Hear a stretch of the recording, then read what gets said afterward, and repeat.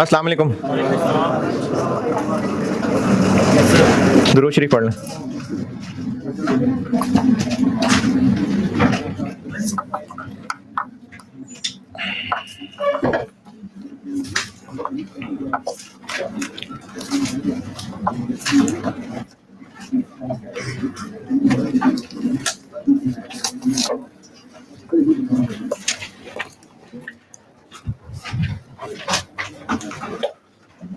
सवाल दिया था कोई? हाँ जी, एनकेएल वाला सवाल दिया था। स्ट्रेट फॉरवर्ड था, उसमें फिर भी चीजें बता देता हूँ। उसमें मसला हो सकता है कि अकाउंटिंग कॉस्ट का क्या करना। तो फैक्ट्री में हो रही है प्रोडक्शन, उसके अलावा जो ऑफिस है वहीं सेल्स वाले लोग बैठे हुए हैं, वहीं पर अकाउंट्स वाले लोग बैठे हुए हैं, वहीं एचआर वाले लोग बैठे हैं, वहीं एडमिनिस्ट्रेशन वाले लोग बैठे हैं, सब ऑफिस के खर्चे हैं, तो इनका फैक्ट्री से लिंक नहीं है, इसलिए अदर अकाउंटिंग कॉस्ट का कुछ भी नहीं करना। इसी तरह selling expenses, other administrative cost, इनका कुछ भी नहीं करना। और बाकी चीजें स्ट्रेट फॉरवर्ड थी। अगर आपने पूछना है कुछ तो पूछें। एनकेएल वाले सवाल में कुछ पूछना है किसी ने तो पूछे। चले फिर एक और कराता हूँ और एक होमवर्क दे देता हूँ। क्वेश्चन 5 पढ़ लें। जी भाई, बेसिक्स में वो बस मैंने सवाल कुछ बांट दिए थे तो वो बेसिक में ही डले रहने दिए, फिर मैंने चेंज नहीं किए। क्वेश्चन 5, सोया करके पता नहीं क्या, सोया फ्राई लिमिटेड। सेलिंग खर्चे होते हैं। डिस्ट्रीब्यूशन कॉस्ट मेनली कहते हैं कस्टमर्स को चीजें पहुंचाना, डिस्ट्रीब्यूट करना, वो भी डिस्ट्रीब्यूशन कॉस्ट है। सेलिंग खर्चे होते हैं। बेसिक कॉन्सेप्ट्स वाले में जो क्वेश्चन 4 होमवर्क किया था, क्वेश्चन 5 पढ़ लीजिए, मैं करता हूं बोर्ड पे।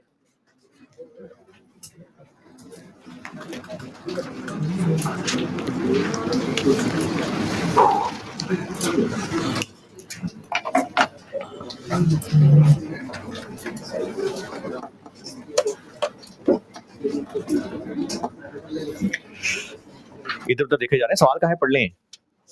सबको कह रहा हूं, ऐनक वाले भी, बगैर ऐनक वाले भी।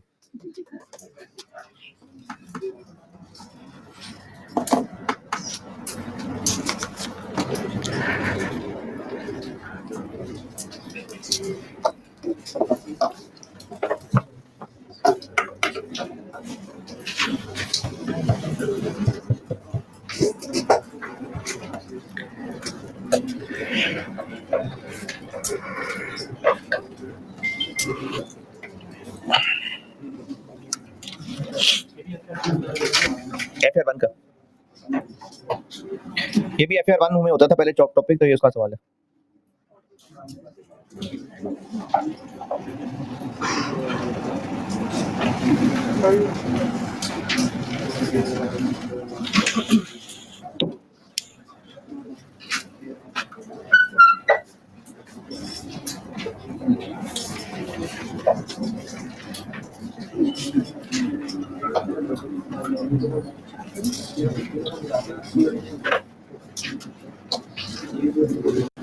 अगर पढ़ रहे थे तो पढ़ लिया होगा।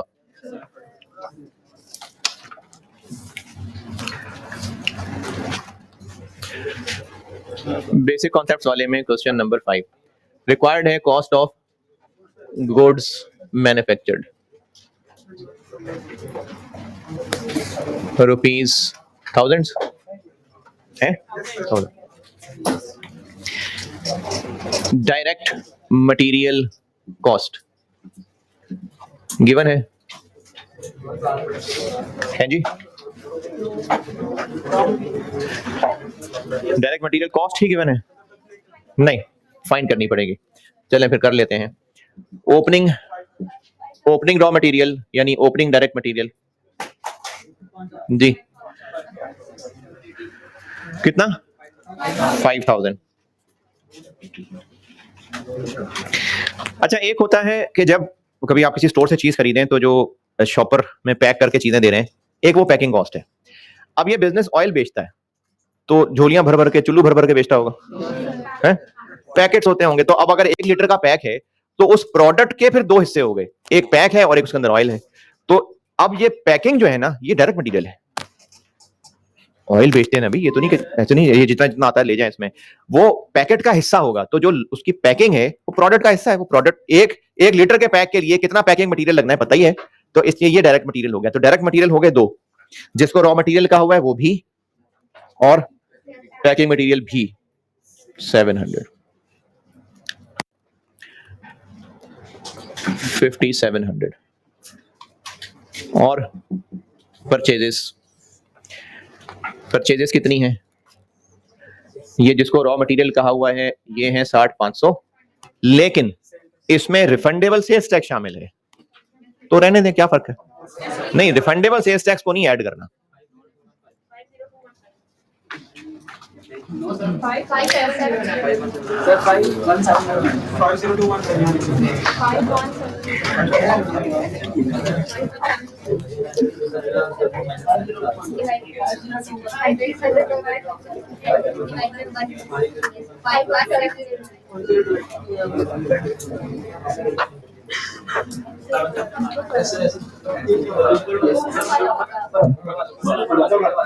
अच्छा, जिनको लग रहा नहीं हमने ऐसे नहीं, असल में हमने एक और तरह से किया है।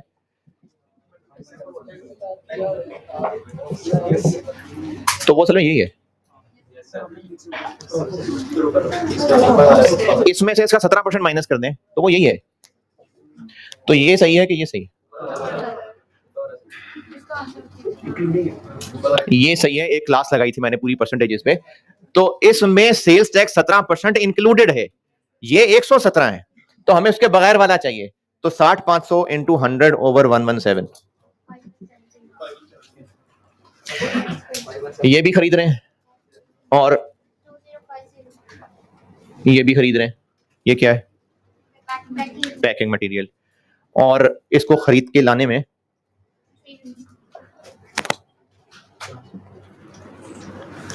वो भी तो परचेज का हिस्सा ही है। वो जो ऑयल बना के बेचते हैं उसका रॉ मटेरियल, पैकिंग मटेरियल, ये दोनों की परचेज हो गई, और ट्रांसपोर्टेशन भी तो उसका ही हिस्सा है, तो ट्रांसपोर्टेशन भी ऐड होगी। 54059 और क्लोजिंग स्टॉक कर देते हैं माइनस। तो क्लोजिंग रॉ मटेरियल ऑयल का है 7780 और पैकिंग मटेरियल 285 8065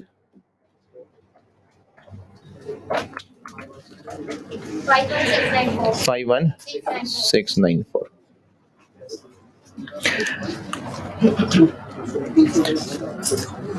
कहाँ फर्क है 300 का? ये 300 ऐड नहीं किया होगा आपने, ट्रांसपोर्टेशन वाला 300। Direct material cost, direct material cost okay. Direct labour cost,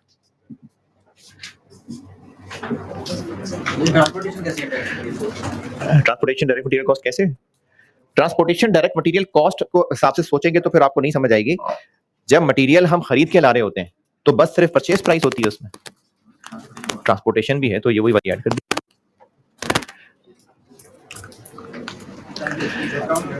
है। डिस्काउंट कहाँ है? वो किधर है?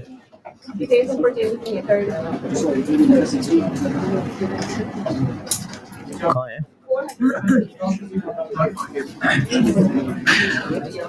अच्छा, लास्ट टाइम में था वो, मैंने उड़ा दिया था, फिर उड़ा दिया था सवाल में से। लास्ट टाइम वाला ही मैंने उड़ा दिया था सवाल में से, है? बस मैंने दिल था मेरा, मैंने उड़ा दिया। अगर होता तो लेस हो जाता, अगर डिस्काउंट होता तो उसमें से लेस हो जाता, बिल्कुल, पर नहीं था मूड, मैंने उड़ा दिया था। अगर डिस्काउंट होता तो फिर बिल्कुल यहां से लेस करते, इधर ब्रैकेट में से, चाहे ट्रेड डिस्काउंट होता चाहे सेटलमेंट डिस्काउंट होता, यहां से लेस ही करते। अच्छा, अभी जो कुछ देर पहले FAR 1 में स्टूडेंट्स बैठे हुए थे, कौन कौन है? मैंने जो बात कुछ देर पहले FAR 1 में की थी ना, सेटलमेंट डिस्काउंट है कि ट्रेड डिस्काउंट है, ये सिर्फ PPE के लिए बात थी। परचेज में से तो होता ही होता है माइनस सेटलमेंट डिस्काउंट, तो अगर सेटलमेंट डिस्काउंट होता तो भी माइनस करते, ट्रेड डिस्काउंट होता तो भी माइनस करते। इस सवाल में नहीं है। जिनके पास लास्ट टाइम वाला को कागज है, तो लास्ट टाइम था, दफा मेरा मूड नहीं रहा, मैंने उड़ा दिया। तो डिस्काउंट होता तो करते लेस। आगे डायरेक्ट लेबर, यहां तक पहुंचे, फिर लेबर बताता हूं।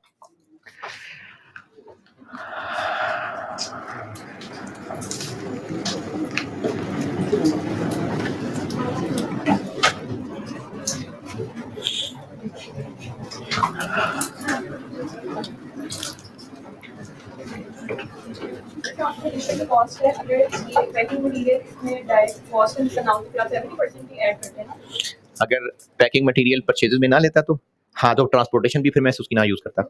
70%। डायरेक्ट लेबर कॉस्ट, अच्छा लेबर कॉस्ट हो सकता है आपको लेबर कॉस्ट के नाम से मिल जाए, अदरवाइज ये क्या है लेबर कॉस्ट? डायरेक्ट लेबर, उन प्रोडक्शन वर्कर की वेजेस हैं जो प्रोडक्शन में डायरेक्टली इन्वॉल्व हैं। तो आपको यहां पर डायरेक्ट लेबर कॉस्ट तो नहीं दी हुई, लेकिन दूसरे टेबल के दूसरे हिस्से में सैलरीज एंड वेजेस दी हुई हैं।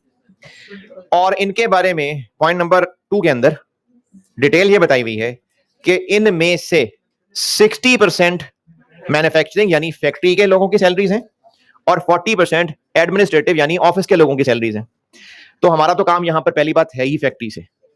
अगली बात, वो जो फैक्ट्री वाले हैं उनके लिए भी डायरेक्ट बना के नीचे कुछ लिखा हुआ है कि उनमें से 70% डायरेक्ट है। तो बस यही चाहिए थे। सैलरीज वेजेस कितनी लिखी? 2500, ये ऊपर वाले टेबल में है। फिर इसकी डिटेल नीचे पॉइंट 2 के अंदर लिखी हुई है कि इसमें से 60% फैक्ट्री के लोग, और फिर उसके नीचे लिखा हुआ है कि उसमें से 70% डायरेक्ट है। 1050। ये सैलरीज एंड वेजेस, मैं जितने भी सवाल बोर्ड पे किया करूं बेटा, सवाल पढ़ के आपको वो अंग्रेजी समझ आया करे कि हाँ ये यही मतलब बन रहा है जो मैंने किया है। ना समझ आए तो पूछे, मैं दोबारा बताऊंगा। हैं जी?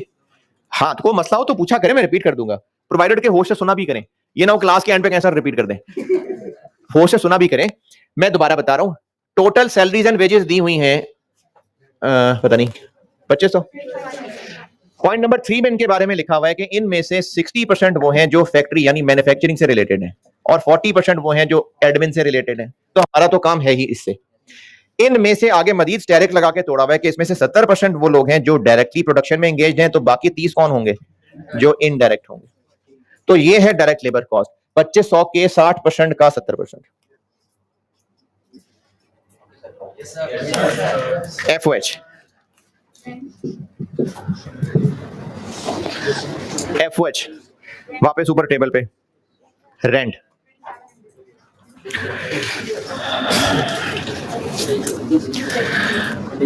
अगर इस रेंट के बारे में आगे दोबारा कुछ ना बताया होता, अच्छा सवाल करने का पढ़ने का तरीका, सवाल को एक बार पूरा पढ़ें, उसकी रिक्वायरमेंट समझ के प्लान करें। एक बार पता चल गया कि कॉस्ट ऑफ गुड्स मैन्युफैक्चर्ड है, यानी ये अब एक एक करके चीज सवाल, अब मटेरियल चाहिए, सवाल में मटेरियल की तलाश शुरू कर दें, मटेरियल पूरा हो गया, फिर लेबर, फिर पूरे सवाल में लेबर की तलाश शुरू कर दें। हो सकता है एक बात पॉइंट 2 में लिखी होगी, पॉइंट 4 में लिखी हो, लेकिन आपको जब टारगेट पता होगा ना कि हमने पहुंचना कहां है, फिर जरूरत की चीजें इकट्ठी कर लेंगे। अब आ गए हम FOH पे, और FOH होते हैं फैक्ट्री के सारे खर्चे इन दोनों के अलावा। तो फैक्ट्री के खर्चे पूरे कर लेते हैं, फिर वापस सवाल के शुरू में शायद कोई और खर्चा भी हो, तो अब उसमें था खर्चा रेंट। रेंट के बारे में पॉइंट नंबर 1 में ना लिखा होता तो फिर हमारी मर्जी थी कि इस रेंट को फैक्ट्री का रेंट अज्यूम कर लेते, क्योंकि कहा नहीं कुछ तो फैक्ट्री का ही होगा फिर। लेकिन पॉइंट 1 में इसकी डिटेल बताई हुई है। कल मैंने वो फैक्ट्री की एक ड्राइंग बना के बताया था कि रॉ मटेरियल स्टोर के खर्चे फैक्ट्री के खर्चों का हिस्सा हैं, लेकिन फिनिश गुड्स के स्टोर के खर्चे फैक्ट्री के खर्चों का हिस्सा नहीं है। रेंट ऊपर जो दिया हुआ है टेबल में वो कितना है? अब इस 2700 का एक ब्रेकअप तो ये है कि 2000 तो है फैक्ट्री का, 200 है जो चीजें हम बना के बेचते हैं, तो उनको ना हमने बड़े बड़े सुपर स्टोर्स में जाके रखना होता है, तो उनसे जगह किराए पे ली हुई है, तो ये 200 वहां का रेंट है, ये सुपरमार्केट का रेंट है।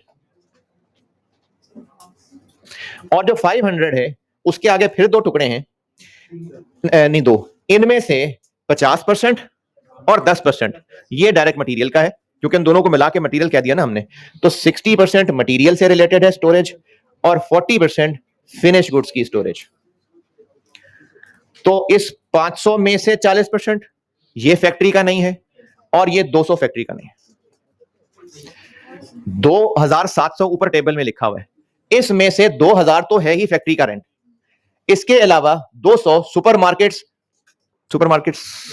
बड़ी बड़ी मार्केट्स हैं जहां पर ये क्या कहें इसको, डिपार्टमेंटल स्टोर्स कह लें बड़े, तो वहां पर हमने जाके एक शेल्फ या कुछ शेल्फ किराए पे ले लिए कि यहां पर हमने अपने प्रोडक्ट डिस्प्ले करने हैं, उसका किराया देते हैं, ये वो किराया है, तो ये फैक्ट्री से रिलेटेड है। ये तो चीजें बेचने के लिए है, तो ये भी फैक्ट्री का खर्चा नहीं है। 500 वेयर हाउस का किराया है, लेकिन वेयर हाउस में से 40% वेयर हाउस फिनिश गुड्स के लिए है और 60% वेयर हाउस मटीरियल के लिए। तो जो मटीरियल के वेयर हाउसिंग या स्टोरेज का खर्चा है वो फैक्ट्री के खर्चों में आएगा। फिनिश गुड्स के वेयर हाउसिंग का स्टोरेज का खर्चा फैक्ट्री के खर्चों में नहीं आएगा। तो हम यहाँ एफओएच में जो रेंट लिखेंगे वो लिखेंगे 2000 प्लस 500 का 60%। 23।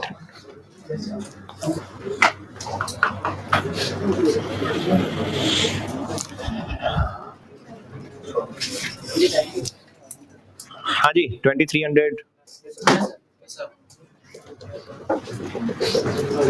पक्की बात है, पूछ लो। सैलरीज एंड वेजेस 2500 में से 60% ही फैक्ट्री की हैं, 70 डायरेक्ट और 30 इनडायरेक्ट।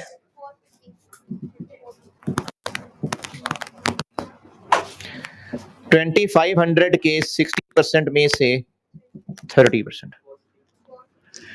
2500 टोटल हैं, उनमें से 60% फैक्ट्री की हैं, अभी यहां भी बताया था। और उन फैक्ट्री के लोगों में से 70 डायरेक्ट है और 30 इनडायरेक्ट। तो इनडायरेक्ट एफओएच में आता है 450।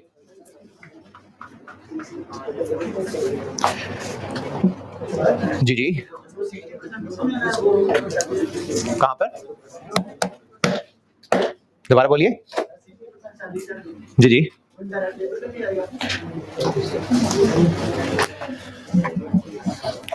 60% फैक्ट्री के लोगों की सैलरीज वेजेस हैं, 40% एडमिन के लोगों की सैलरीज वेजेस हैं। इनमें से 70% डायरेक्ट वर्कर्स की हैं, 30% इनडायरेक्ट की हैं। किसको 70-30 तोड़ना है? वही बता रहा हूं ना कि 70 और 30% किसका ब्रेकअप बताया हुआ है? फैक्ट्री की सैलरीज का। ये फैक्ट्री की सैलरीज में ही डायरेक्ट इनडायरेक्ट है ना, स्टैरिक लगा के लिखा हुआ है ना नीचे मैन्युफैक्चरिंग। तो कितनी है फैक्ट्री की सैलरीज? 2500 का 60%। तो 2500 का 60%, उसका 70 इधर और उसका 30 इधर। अगर आपको लग रहा है कि 60% हमने 2 दफा यूज कर लिया, तो चले ऐसा करते हैं कि 2500 का 60% लगाइए 1500। ये क्या आ गया 1500? फैक्ट्री की सैलरीज। तो 1500 की 70% डायरेक्ट वेजेस कर लें, 1500 की 30% इनडायरेक्ट कर लें। अब ठीक है, पक्की बात है। बस वो मैं एक कंटिन्यूटी में कर रहा था, तो वो 1500 है जो मैंने यहां लिखा हुआ, ये 1500 है। तो इस 1500 का 70 और इस 1500 का 30। Indirect labour done. आगे other variable overheads. Other variable overheads और अदर फिक्स्ड ओवरहेड्स, अगर इनके बारे में मजीद कुछ नहीं लिखा होता तो बस ये एफओएच ही होते, लेकिन इनके बारे में भी बताया हुआ है कि सिर्फ फैक्ट्री के नहीं है, कुछ ऑफिस के भी हैं। तो हमें तो फैक्ट्री वाले चाहिए बस। तो ये जो अदर वेरिएबल हैं टोटल हैं 5000, फैक्ट्री के हैं 80%, और जो फिक्स्ड हैं 1500, उनमें से 60% फैक्ट्री के हैं। 4000 और 900।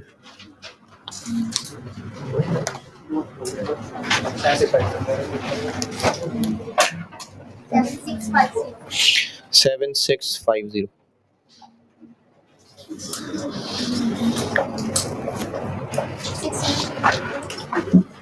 इसके आगे direct material, direct labour, FOH, और आगे ओपनिंग वर्क इन प्रोसेस। इसी से आगे चल रहा हूं।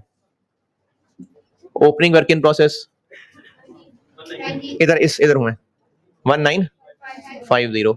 क्लोजिंग वर्क इन प्रोसेस 3000, ये इधर इस कॉलम में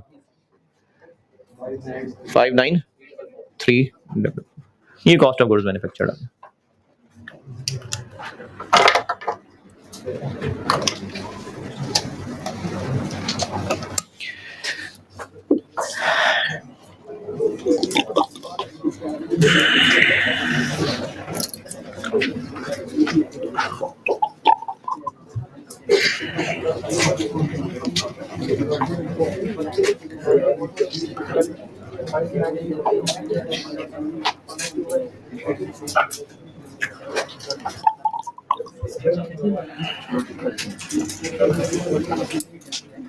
So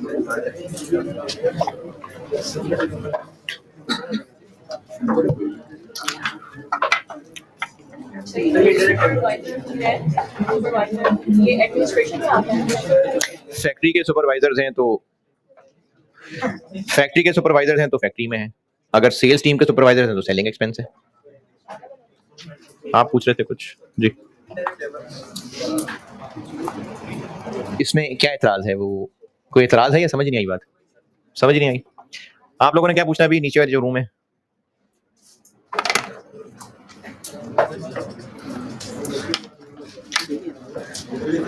ओवरटेक करना, लाइटें मार रहे हैं, पूछना है कुछ?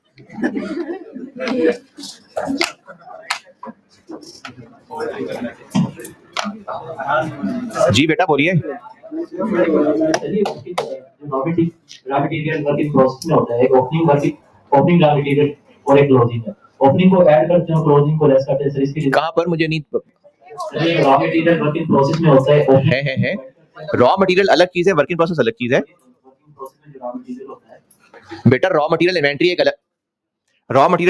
अलग चीज है, वर्क इन प्रोसेस इन्वेंटरी एक अलग चीज है। अब आप क्या पूछ रहे हैं इसमें से? ओपनिंग को ऐड करना और क्लोजिंग को लेस करना, इसके रीजन बता दें। इसकी बात कर रहे हैं कि इसकी बात कर रहे हैं? क्या रीजन है अभी इसकी? मैंने कहा था प्रोसेस कॉस्टिंग पढ़ाते हुए बताऊंगा। Thank you sir. आप बताइए, आप में से कुछ पूछना है? इनडायरेक्ट लेबर रिपीट कर रहा हूं।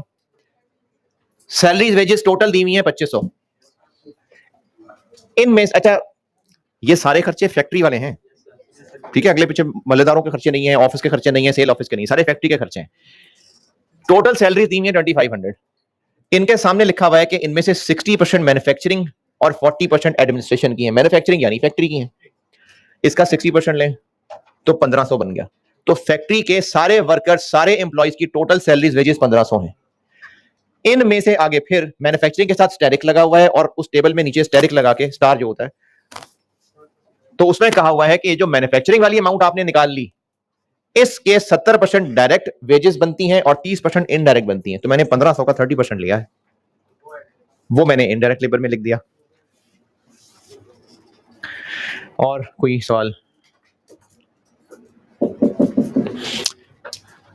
इसी में क्वेश्चन 1 पे आए, इसी में आइए क्वेश्चन 1 पे।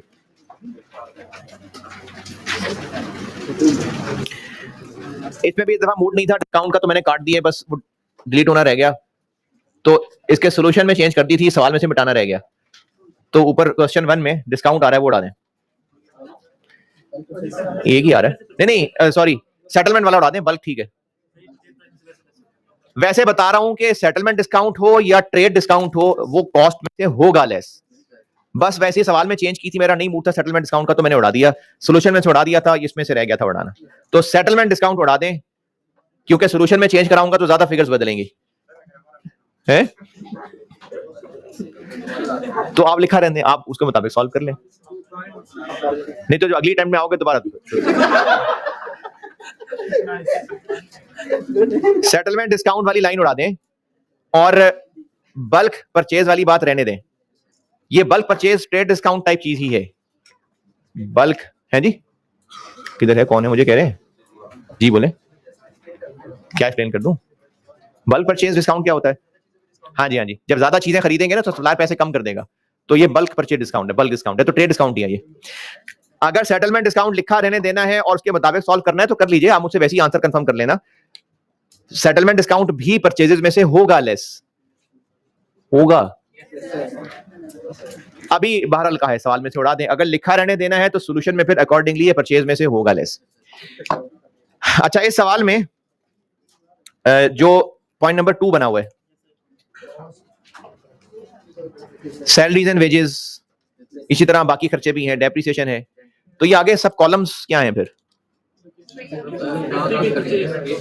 ये जो खर्चे हैं ना वो ऐसे लिखे हुए हैं, सैलरीज, डेप्शन, ये कहां कहां के खर्चे हैं वो आगे कॉलम्स में बताए हुए हैं, ठीक है? आगे कॉलम्स बनाए हुए हैं कि ये सैलरीज वेजेस कहां कहां की, फैक्ट्री कितनी है, सेल ऑफिस की कितनी है, एडमिन ऑफिस की कितनी है, स्टोर की कितनी है, तो खर्चे सब हर डिपार्टमेंट के अलग अलग बताए हुए हैं। तो बस ये चीज में बतानी थी, ये होमवर्क है, ये वाला होमवर्क। एक तरामी कलमात नहीं है, मेरे क्लास चल रही है अभी, ये होमवर्क है सवाल। कौन सा? जबरदस्त, वेल डन। इसी नोट्स में से अभी क्वेश्चन 5 करा रहा था मैं आपको, उनमें क्वेश्चन 1 कहाँ है होमवर्क है? उन्हीं बेसिक कॉन्सेप्ट्स वालों में क्वेश्चन नंबर 1 होमवर्क है।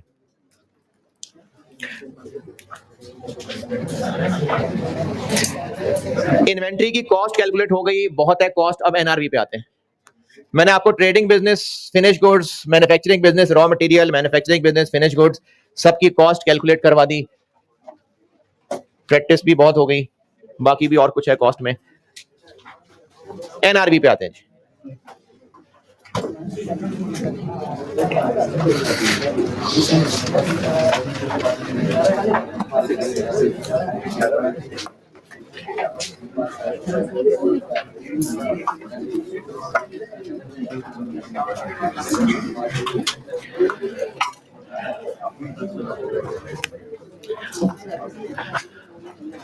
अच्छा, जब ज्यादा स्टूडेंट्स बैठे होते हैं ना तो फिर हौसला और कम हो जाता है सवाल पूछने वाले का, कि सवाल अच्छा नहीं होगा तो हंसेंगे सारे लोग, ज्यादा लोग हैं तो ज्यादा लोग हंसेंगे। आपने जो पूछना हो आप पूछा करें, आप इस बात की फिक्र ना किया करें कि बाकी लोग हंस रहे हैं, हंसने दें उनको, हंसते रहे सारे, आप आगे निकल जाएंगे, वो हंसते रह जाएंगे। आपको जो मसला हो आप पूछें। और ये जो दूसरी क्लास में बच्चे बैठे हुए हैं, आप भी बेटे जो पूछना हो पूछा करें। तो कोई भी ऐसी बात देखें, सवाल चाहे जितना मर्जी बोंगा हो, जितना मर्जी बोंगा हो, मेरा जितना मर्जी दिल कर रहा हो कि उसका सर पकड़ के दीवार में मार दो, लेकिन अगर वो बच्चा पढ़ रहा है तो कोई मसला है तो पूछ रहा है ना, तो उसका राइट है पूछने के लिए। इसलिए आप परेशान ना हुआ करें, घबराया ना करें कि सवाल पूछेंगे तो सब लोग हंसेंगे, हंसने दें, आप पूछा करें सवाल। हाँ, लिमिटेशंस मेरी जरूर है, मैंने कोर्स कवर भी कराना है, तो जब मुझे लगेगा कि बस अब मैं मजीद नहीं समझा पा रहा तो फिर क्लास के बाद पूछ लेना जिस बच्चे ने पूछना। कॉस्ट की कैलकुलेशन बहुत हो गई, अब आते हैं एनआरवी पे। एनआरवी एब्रीवेशन है नेट रियलाइजेबल वैल्यू का।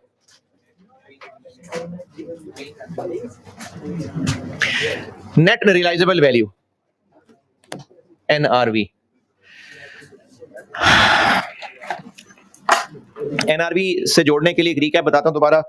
हमने चैप्टर में पढ़ना शुरू किया है कि इन्वेंट्री होती है जो गुड्स पड़ी हुई होती हैं, चाहे वो गुड्स की शक्ल में है, चाहे वो रॉ मटेरियल की शक्ल में है, चाहे वो मशीनों के अंदर पड़ी हुई है। किसी भी पॉइंट ऑफ टाइम पे स्टोर में पड़ी हुई चीजें हैं इन्वेंट्री। ट्रेडिंग बिजनेस है तो उसकी इन्वेंट्री बस सिर्फ गुड्स है, मैन्युफैक्चरिंग बिजनेस है तो रॉ मटेरियल भी हो सकता है, वर्क इन प्रोसेस भी हो सकता है, फिनिश गुड्स भी हो सकती हैं, और क्लोजिंग इन्वेंट्री वो है जो ईयर एंड पे पड़ी हुई चीजें। फाइनेंशियल स्टेटमेंट्स में क्लोजिंग इन्वेंट्री की जो वैल्यू, जो अमाउंट लिखी जाएगी, उसका रूल है लोअर ऑफ कॉस्ट और एनआरवी। तो कॉस्ट पढ़ा रहा था अब तक कि इन्वेंट्री की कॉस्ट कैसे कैलकुलेट करनी है, अब एनआरवी बताने लगा। एनआरवी की कैलकुलेशन का मैं फार्मूला तो लिख देता हूं, लेकिन उसका कॉन्सेप्ट बता दूं पहले। ईयर एंड पे जो स्टॉक मौजूद है, ये प्रेजेंट है, प्रेजेंट जितना स्टॉक मौजूद है, इसके लिए दो फिगर्स कैलकुलेट होती हैं, एक कॉस्ट और एक एनआरवी। मैं एनआरवी का फार्मूला लिखता हूं बिल्कुल, लेकिन एक चीज बताना चाह रहा हूं। ईयर एंड पे जो चीज मौजूद है वो क्लोजिंग स्टॉक है, इसकी दो फिगर्स कैलकुलेट होंगी, एक कॉस्ट और एक एनआरवी। जो इसकी कॉस्ट कैलकुलेट होगी ना, वो एक पास्ट का कॉन्सेप्ट है, कॉस्ट एक पास्ट कॉन्सेप्ट है, लेकिन जो एनआरवी है वो एक फ्यूचर कॉन्सेप्ट है। कॉस्ट की कैलकुलेशन के अंदर जो जो भी चीजें प्लस माइनस हो रही हैं, प्लस ही हो रही हैं वैसे, वो सब हो चुका है या होना है? हो चुका हुआ है। इतने की चीजें खरीदी थी, ट्रांसपोर्टेशन पे इतना खर्चा आया था, ट्रांजिट इंश्योरेंस इतनी थी। तो जो ईयर एंड पे चीजें मौजूद हैं, उनकी कॉस्ट ये है कि इनको यहां तक पहुंचाने के लिए क्या खर्च हुआ था। तो कॉस्ट की कैलकुलेशन एक पास्ट कॉन्सेप्ट है। एनआरवी ये है कि अब हमने करना क्या इन चीजों का, स्टॉक पड़ा हुआ है, क्या करना है इनका, सेल करेंगे। तो जब सेल करेंगे तो नेट क्या मिलेगा, नेट कितना रियलाइज होगा। जब बेचेंगे तो ये बिकेगा जितने का वो सेल प्राइस हो गई, और उसकी कॉस्ट क्या थी, वो नेट। तो उसमें तो फिर मैंने पास्ट यूज कर लिया। दोबारा सुनिए, एनआरवी की कैलकुलेशन फ्यूचर का कॉन्सेप्ट है। जितने की चीज बेचेंगे सेल प्राइस, लेकिन नेट तो जितने की खरीदी थी वो लेस करके नेट। अगर मैंने वो कॉस्ट लेस कर ली तो फिर मैंने तो पास्ट की फिगर यूज कर ली। तो ये नहीं नेट, जितने की बेचेंगे, लेकिन बेचेंगे तो हो सकता है मजीद कोई अभी खर्च होना हो। फार्मूला बना के देता हूं, साथ साथ बोलता हूं उसके। एनआरवी होती है कि जितने के अब हम ये चीज बेच लेंगे, estimated sale price, sale value कह दें, सेल प्राइस कह दें, एक ही बात है। इतने पैसे मिलेंगे, लेकिन हो सकता है कि इसको बेचने के लिए हमें कस्टमर्स को चीजें खुद डिलीवर करनी पड़ती हों, तो बेचेंगे तो डिलीवर करने का खर्चा भी हो चुका होगा। हो सकता है एजेंट के जरिए बेचते हो, डिस्ट्रीब्यूटर के जरिए बेचते हो, उसको कमीशन देते हो, तो अब अगर बेचेंगे तो कमीशन देनी पड़ेगी। तो इसको कहते हैं वो खर्चे जो बेचेंगे तो बेचने के लिए होंगे। लेस एस्टिमेटेड सेलिंग कॉस्ट भी कह सकते हैं, कॉस्ट टू सेल भी कह सकते हैं। मैंने कॉस्ट ऑफ सेल नहीं लिखा है, कॉस्ट टू सेल, सेल करने के लिए खर्चा। इसकी मिसालें आप जो भी मैंने दोनों मिसालें दी हैं, कमीशन हो सकती है, डिलीवरी चार्जेस हो सकते हैं, ट्रांसपोर्टेशन कह लें, ये है कॉस्ट टू सेल। तो ये मुराद है नेट से कि जितने का बेचेंगे माइनस जो मजीद खर्चा होगा, इसका जो नेट आंसर है ये एनआरवी है। अच्छा, मैं ये जो इस वक्त एनआरवी लिख रहा हूं, वैसे तो वर्क इन प्रोसेस नहीं पढ़ा रहा अभी, लेकिन उसकी एनआरवी यहां मैं कवर करा सकता हूं। तो ये मैं एनआरवी बता रहा हूं फॉर फिनिश गुड्स भी और वर्क इन प्रोसेस भी। वर्क इन प्रोसेस के लिए भी यही फार्मूला है। आल्दो कि हम वर्क इन प्रोसेस की नहीं कर रहे कैलकुलेशन, लेकिन उसकी कॉस्ट कैलकुलेट नहीं कर रहे। एनआरवी में यही सिखा देता हूं। उसकी जो चीजें ईयर एंड पे मौजूद हैं वो स्टॉक है, उसको यहां तक लाने में क्या खर्च हुआ था, कॉस्ट। एनआरवी है कि अब क्या होगा, तो अब जितने का बेचेंगे और अब जो मजीद खर्चा होगा। अब वो खर्चा क्यों हो सकता है, एक तो बेचने पे खर्चा हो सकता है, उसके अलावा खर्चा हो सकता है कि शायद वो चीजें अभी डैमेज्ड हैं, डिफेक्टिव हैं, तो इनका इलाज करवा के बेचेंगे। इलाज करवा चुके नहीं है अभी, करवाएंगे, तो उसमें जो खर्चा होगा वो भी यहां से लेस होगा। Estimated cost to repair.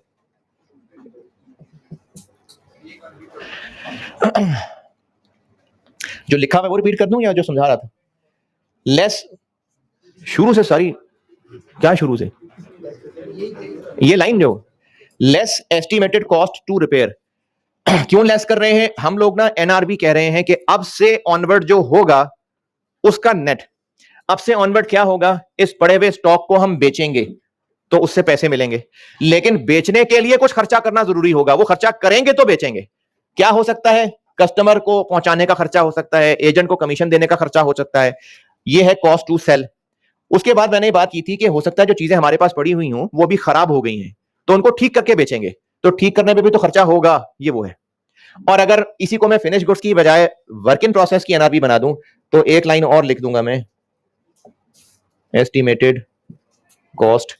Work in process अभी फौरन बिक सकता है, क्या होगा तो बिकेगा?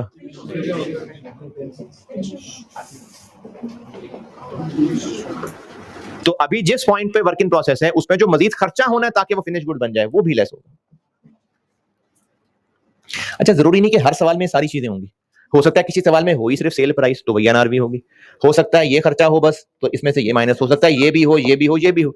तो मैंने तो एक कंप्रीहेंसिव फार्मूला लिख दिया है। तो एनआरवी है कि जो चीज हमारे पास मौजूद है उस पे क्या क्या खर्च होगा, तो फिर वो कितने का बिक जाएगा, इनका नेट, ये एनआरवी है। जी कोई सवाल? ये सेल वैल्यू है कि सेल जो उसकी कॉस्ट ऑफ सेल है, ये नहीं, सेल प्राइस। हाँ हाँ, जितने का बेचेंगे। सर इसमें फिर प्रॉफिट कहाँ जाएगा? प्रॉफिट तो नहीं निकाल रहा मैं सर, यानी कि हमारे डिस्काउंट आ रही है, हमारी कॉस्ट और प्रॉफिट दोनों आ रहे होंगे। कौन कॉस्ट किसको कह रहे हैं आप? सर एक फार्मूला है ना, cost plus profit equal to sale वाला। अच्छा सर उसके आज से अगर अच्छा, मैं आपको ना ये जो सारी चीजें लिखी हैं इनकी वैल्यूज बताता हूं ना, तो फिर शायद कुछ बात बेहतर समझ आए। 50 रुपए की चीजें खरीदी थी कॉस्ट, इसको उम्मीद है कि हम 95 की बेच लेंगे, लेकिन उसको बेचने के लिए उस पे कमीशन देना पड़ेगा 10 रुपए। एनआरवी आ गई 85। अब बोलिए क्या पूछा है? अब पूछे क्या पूछा है? सर हम 85 का कॉस्ट लेंगे। किसने कहा है? एनआरवी है, एज अ कॉस्ट क्यों लेंगे? एनआरवी निकाली मैंने, एनआरवी कैलकुलेट किया है। सर मेरे अपने कॉन्सेप्ट से कंफ्यूजन हो रही है, मुझे ये दोनों कॉस्ट और एनआरवी दोनों कॉस्ट नहीं है, यानी ये कॉस्ट दोनों के अलग-अलग काम है। कॉस्ट एक अलग चीज है, एनआरवी एक अलग चीज है। यानी कि इस एनआरवी 85 में मतलब कि हमारा जो प्रॉफिट है वो 25 होगा, और अगर हम कॉस्ट 25 क्या है? 25 किस? 35 पहले 45 होना 25 अच्छा हाँ मैंने तो उसमें हमने प्रॉफिट ऐड किया हाँ हाँ। तो फिर हम करवाते हैं कि उसमें आ जाएगा एनआरवी कॉस्ट दोनों अलग अलग चीजें। एनआरवी के लिए हमें चाहिए बेचेंगे कितने का, तो महंगा ही बेचेंगे। एनआरवी का फार्मूला, इसमें कोई लाइन ना पड़ी जा रही हो, कुछ लाइन समझ ना आ रही हो? हाँ उसमें नहीं आएगा वर्क इन प्रोसेस, मैंने तो कंप्रिहेंसिव बना दिया ना। फिनिश गुड में नहीं होगा, वर्क इन प्रोसेस में होगा, बाकी फिनिश गुड में ये होंगे। और अगर फिनिश गुड बिल्कुल ही सही है तो फिर ये भी नहीं होगा। अगर बिल्कुल सही है तो बस ये दोनों हैं, अगर डैमेज्ड है तो ये भी आ जाएगा, और अगर वर्क इन प्रोसेस है तो इसकी जगह ये आ जाएगा। मैंने तो बस एक कंप्रिहेंसिव फॉर्मेट लिख दिया, उसमें जो जो नहीं है वो नहीं है। इधर हाथ उठा था कोई, इधर भी एक हाथ उठा नजर आया था। हाँ हाँ estimated estimated estimated estimated estimation है।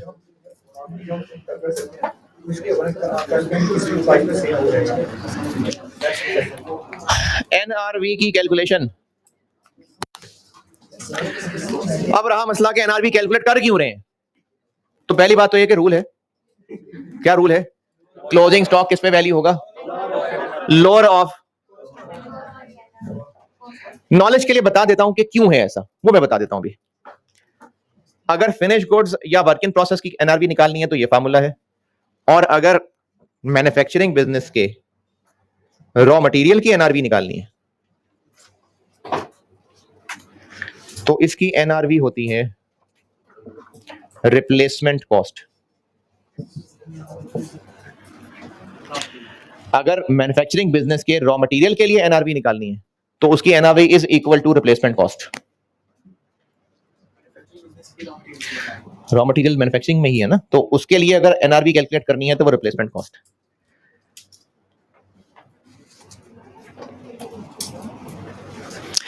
रिप्लेसमेंट कॉस्ट का मतलब होता है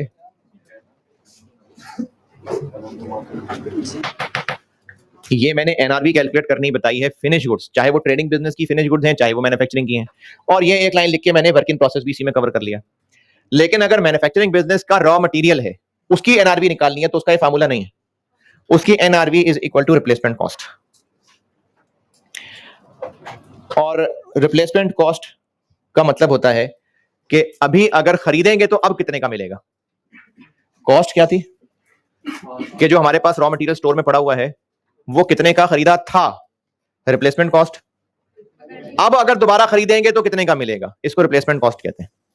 रिप्लेसमेंट कॉस्ट का मतलब है कि अब अगर दोबारा खरीदेंगे तो कितने का मिलेगा।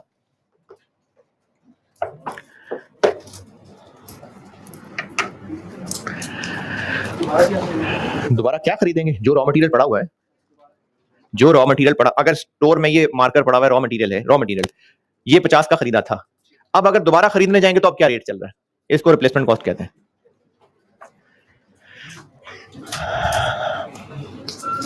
सवाल लिखें।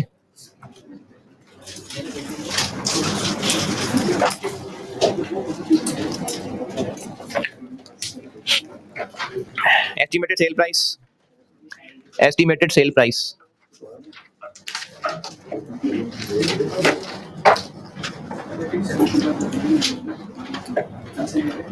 एस्टिमेटेड सेल प्राइस 200, 200 रुपए।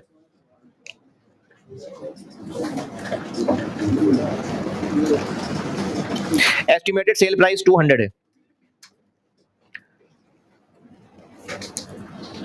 सेल्स कमीशन, सेल्स कमीशन 5% है, 5%। किसकी परसेंटेज होगी, सेल प्राइस। और डिलीवरी कॉस्ट, डिलीवरी कॉस्ट 8 रुपए, ₹8। बताएं एनआरवी पर यूनिट, यूनिट जितने भी हैं एनआरवी पर यूनिट पूछिए मैंने।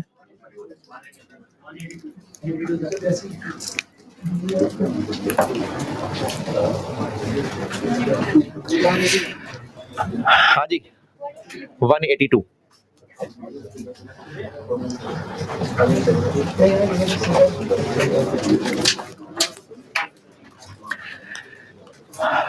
182 200 सेल प्राइस है, उसका 5% 10 रुपए कमीशन माइनस हो जाएगी और डिलीवरी कॉस्ट 8 रुपए माइनस हो जाएगी, तो 182। अच्छा, ये एनआरवी कैलकुलेट हो गई।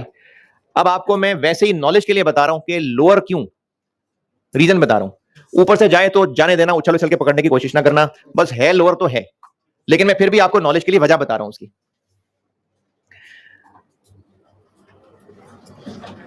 जिन्होंने इंट्रो टू अकाउंटिंग नहीं पढ़ी हुई, तो उनको मैं क्या वजह बताऊं, बस है लोअर।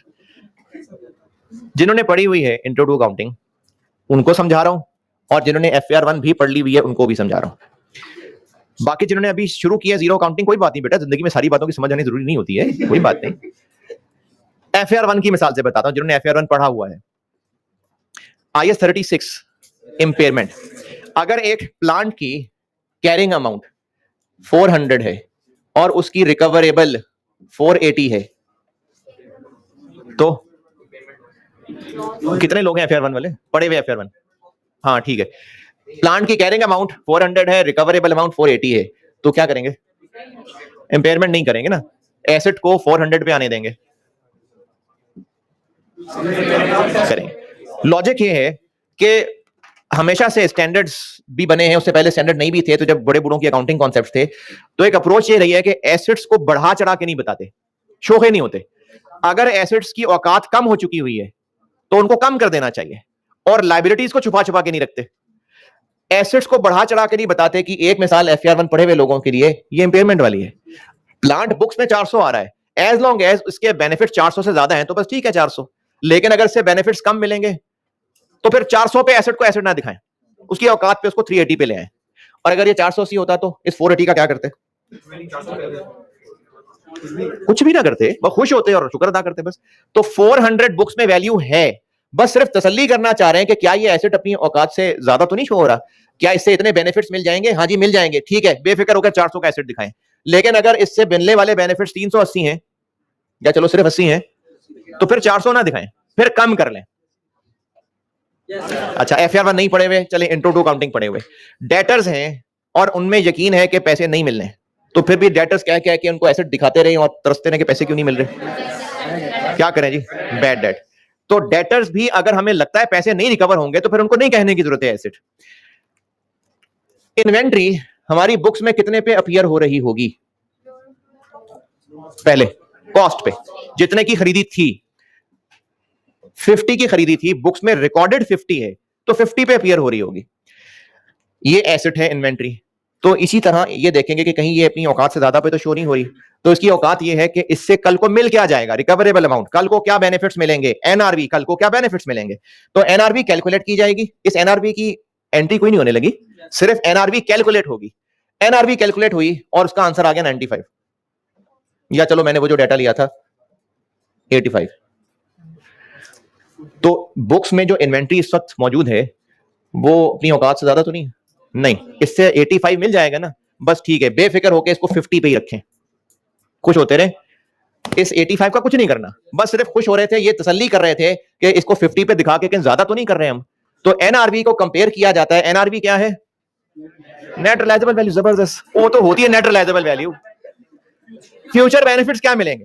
तो जो इन्वेंट्री हमारे पास मौजूद है, एनआरवी ये है कि इससे कल को क्या फायदा मिलेगा, तो एनआरवी मिलने वाला फ्यूचर में फायदा है, तो इसको एसेट कह रहे हैं और फायदा ज्यादा मिल जाएगा, तो ठीक है 50 का एसेट। लेकिन अगर एसेट से फायदा मिलता सिर्फ 35 नजर आ रहा है, तो फिर इसको 50 पे रखना ठीक नहीं है, फिर इसको 35 पे शो करना पड़ेगा। ये है रूल लोअर ऑफ कॉस्ट और एनआरवी, ताकि इन्वेंट्री कहीं बढ़ा चढ़ा के शो ना हो जाए। तो एनआरवी जैसे टेस्ट हो रहा है, अगर तो मिलने वाले बेनिफिट्स ज्यादा हैं तो ठीक है, फिर इन्वेंट्री हमारी बुक्स में 50 ठीक है। लेकिन अगर एनआरवी कम है तो फिर बढ़ा चढ़ा के ना बताएं, फिर इन्वेंट्री 50 की बजाय 35 पे दिखाएं। अब ये कैसे होगा, इसकी डबल एंट्रीज क्या होंगी, वो भी एक क्लास के बाद मैंने डबल एंट्रीज भी करानी है, तब इसकी डबल एंट्री भी बताऊंगा जी। हाँ, एनआरवी की कैलकुलेशन बाकी प्रैक्टिस तो होनी है, तो ये और प्रैक्टिस होगी।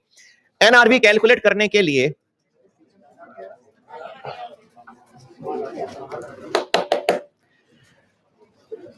इसकी एनआरवी रिप्लेसमेंट कॉस्ट क्यों है, ये काफी ऊंची बात है। ये अगर किसी को अकेले में शौक हुआ तो अलग से पूछना, आवाम के लिए नहीं है, वो ऐसी कंफ्यूजन हो जाएगी। किसी ने अगर वाकई पूछना हो तो अलग से पूछना मुझसे, आवाम के लिए बस ये वाला काफी था। एनआरवी की कैलकुलेशन में सवाल में मुश्किलें हो सकती हैं, तो उनके लिए आपको ना कुछ मैं इंपॉर्टेंट पॉइंट्स बता रहा हूं, समझाता जाता हूं और फिर उसको लिखते जाते हैं। एनआरवी की कैलकुलेशन के लिए कुछ इंपॉर्टेंट पॉइंट्स लिख लेते हैं, एग्जाम टिप्स कह लें, इंपॉर्टेंट पॉइंट्स कह लें। एनआरवी की कैलकुलेशन में काम आएंगी ये नसीहतें, तो नसीहतें लिख लें।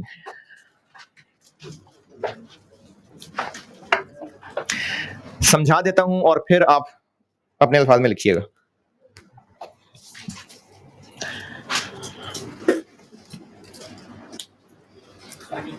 है जी, किधर है, कौन है?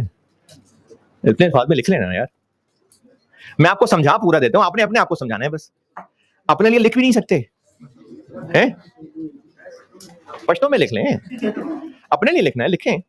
मैं लिखवाता हूं चीजें, बिल्कुल बोर्ड पे भी लिखता हूं, लेकिन कुछ चीजें आपके लिखने के लिए भी छोड़ूंगा, कोई अपने आप को समझानी तो आए ना बात, तो लिखें, लिखा करें। फिर कहते हैं आर्टिकल्स नहीं मिलते, इंटरव्यू में जाके सब पता चल जाता है कि किस काबिल है। तो इसलिए आप ये जिस मैं आपको कॉस्ट पढ़ा रहा हूं, लेकिन साथ साथ जिस चीजें की इंप्रूवमेंट कर सकूंगा वो भी करूंगा ना, तो लिखें, अपने अल्फाज में खुद ही लिखें।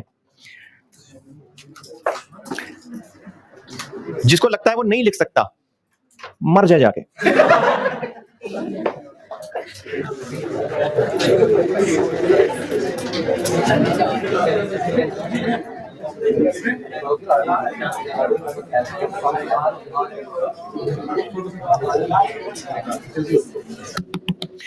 एनआरवी कैलकुलेशन में ना कुछ इंपॉर्टेंट बातें बता रहा हूं, समझाता जाता हूं, फिर उसको लिखिएगा। एक बिजनेस की इन्वेंट्री में 3 तरह के प्रोडक्ट्स पड़े हुए हैं, और प्रोडक्ट ए जितना स्टॉक में पड़ा हुआ है उसकी कॉस्ट है 35,000, जबकि इसकी एनआरवी है 42,000। और प्रोडक्ट बी के जो यूनिट्स पड़े हुए हैं इनकी कॉस्ट 50,000 है, एनआरवी 48,000 है। प्रोडक्ट सी के 10,000 रुपए कॉस्ट की चीजें पड़ी हुई हैं और इनकी एनआरवी 9,000 है।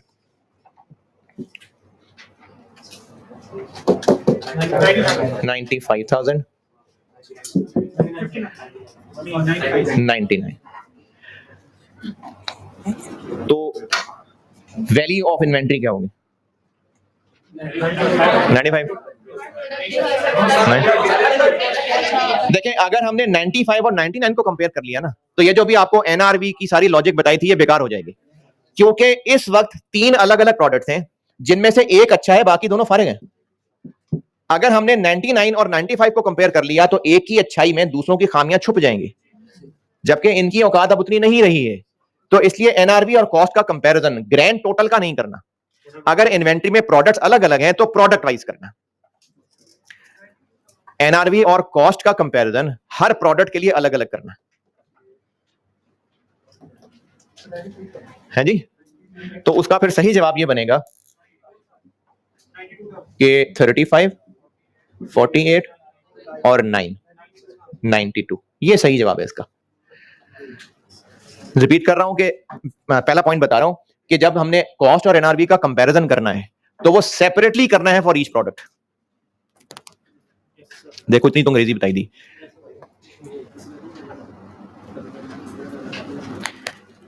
कॉस्ट और एनआरवी का जो कंपैरिजन है वो सेपरेटली फॉर ईच प्रोडक्ट होगा।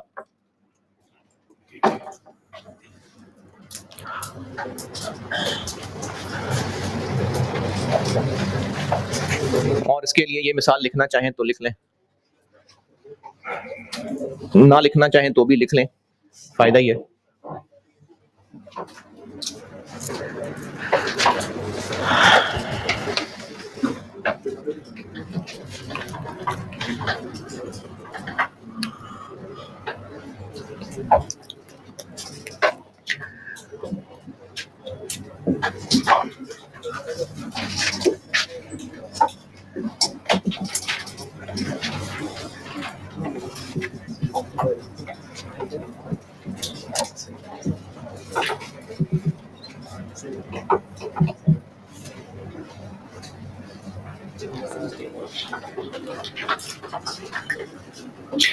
एक पॉइंट और लिख लें, फिर बाकी कल करता हूं उसको।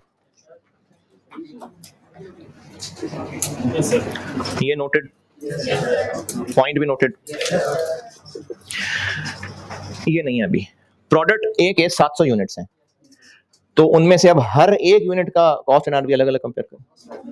700 ए बी सी प्रोडक्ट्स अलग थे, इनकी हमने कॉस्ट एनआरवी कंपेयर अलग किया, ताकि एक प्रोडक्ट जिसकी मार्केट में वो वर्थ नहीं रही है वो किसी अच्छे प्रोडक्ट में ना छुप जाए।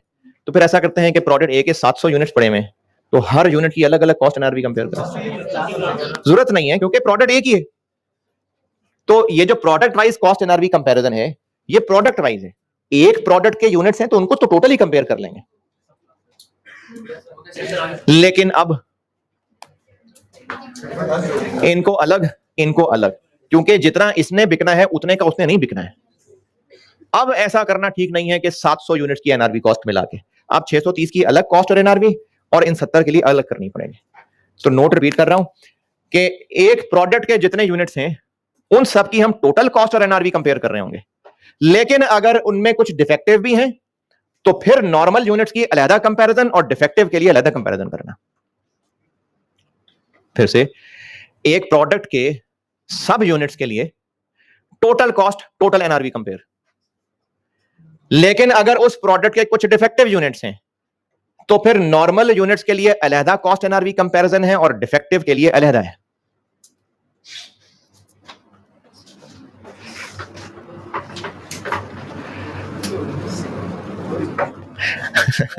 जिनको भी अल्फाज नहीं मिल रहे, देखें आप लोग ना जब मेरे अल्फाज कॉपी करेंगे ना तो फिर मुश्किल है। आप कहें अलहदा अलहदा के वहां अलहदा अलहदा बताया था सर ने, फिर नहीं लिख पाएंगे। आप बात को समझें और अपने आप को समझाएं। मैंने ये कहा कि पिछले पॉइंट में हर प्रोडक्ट का कॉस्ट एनआरवी कंपैरिजन अलग अलग करने को कहा था, लिख भी लिया। अब उसी से बात कंटिन्यूटी की कि एक प्रोडक्ट के जितने यूनिट्स हैं उनमें नहीं अलग अलग की जरूरत, 700 के 700 यूनिट्स टोटल कॉस्ट और टोटल एनआरवी कंपेयर कर लें। तो एक प्रोडक्ट के सारे यूनिट्स की टोटल कॉस्ट टोटल एनआरवी बिल्कुल कर सकते हैं कंपेयर, लेकिन अगर उनमें से कुछ डिफेक्टिव यूनिट्स हैं तो फिर नॉर्मल वाले यूनिट्स की कॉस्ट एनआरवी अलहदा कंपेयर करनी है और डिफेक्टिव वालों की अलहदा कंपेयर करनी है।